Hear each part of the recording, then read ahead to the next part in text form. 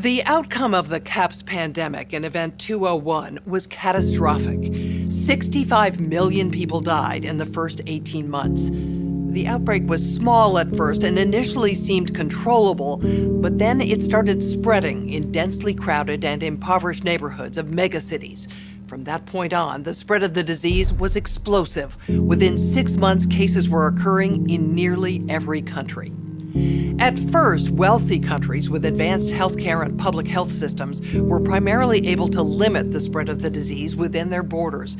As systems became overwhelmed, however, no countries were able to control its spread. And the disease affected people of all socioeconomic status, from the very poor to the extremely rich, from sanitation workers to CEOs and national leaders.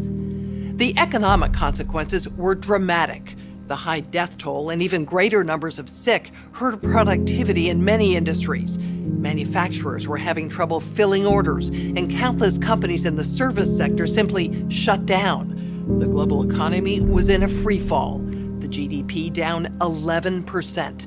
Stock markets around the world plummeted between 20 and 40% and headed into a downward cycle of fear and low expectation.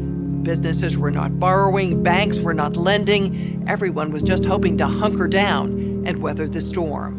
While nearly all businesses were affected, certain sectors were especially hard hit. Travel, finance, service, manufacturing, healthcare, and insurance among them, with some major companies going bankrupt.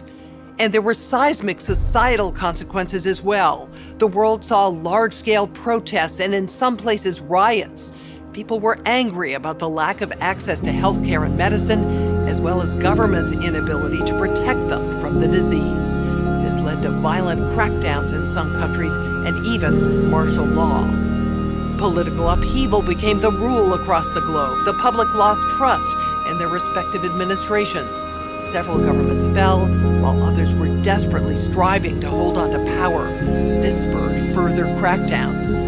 Attempts to control media messaging, originally aimed only at health-related misinformation, became used increasingly to quash political dissent.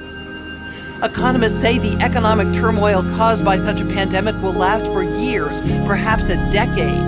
The societal impacts, the loss of faith in government, the distrust of news, and the breakdown of social cohesion could last even longer. We have to ask, did this need to be so bad? Are there things we could have done in the 5 to 10 years leading up to the pandemic that would have lessened the catastrophic consequences? We believe the answer is yes.